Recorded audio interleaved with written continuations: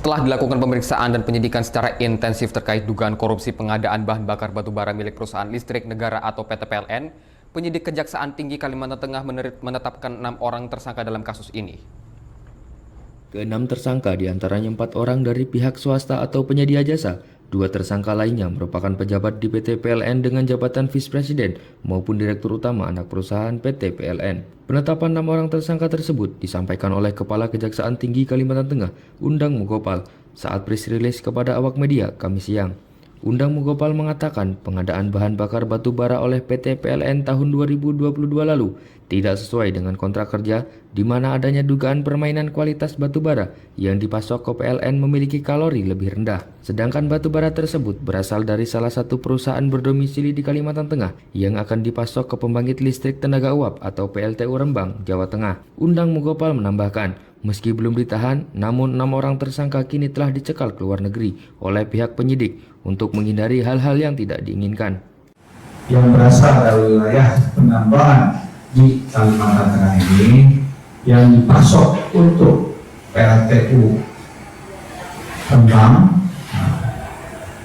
sudah ditemukan peristiwa hukum, perbuatan melawan hukum yang mengarah kepada tindak pidana korupsi. Kami hari ini menetapkan 6 tersangka, itu ada 4 dari pihak swasta. Kemudian dari penyelenggara negaranya kita tetapkan 2 orang, 1 AM. AM ini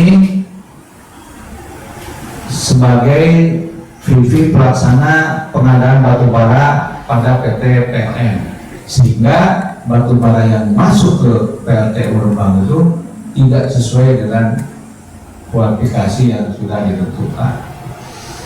Nah, kemudian penyelenggara yang kedua kita tetapkan adalah MP. MP ini selaku Direktur Utama atau Direktur Operasi PT HPI. PT HPI ini salah satu anak perusahaan dari PT PLN. Belum diketahui kerugian negara akibat dugaan korupsi berjamaah proyek pengadaan batu bara oleh PT PLN tersebut. Pihak penyidik bersama BPK RI Kalimantan Tengah masih melakukan perhitungan. Sebelum ditetapkan tersangka, kasus dugaan korupsi pengadaan batu bara ini, penyidik telah memeriksa 48 orang saksi, mulai dari penyedia jasa, penyelenggara negara yakni PT PLN dan Kementerian ESDM. Bahkan penyidik Kejati Kalteng juga sebelumnya pada tanggal 28 November lalu melakukan penggeledahan di 3 kantor berbeda, di antaranya kantor pusat PT PLN dan anak perusahaannya, PT HPI dan kantor Kementerian ESDM yang semuanya beralamat di Jakarta. Dari Palangkaraya, Tim Liputan Dayak TV mengabarkan.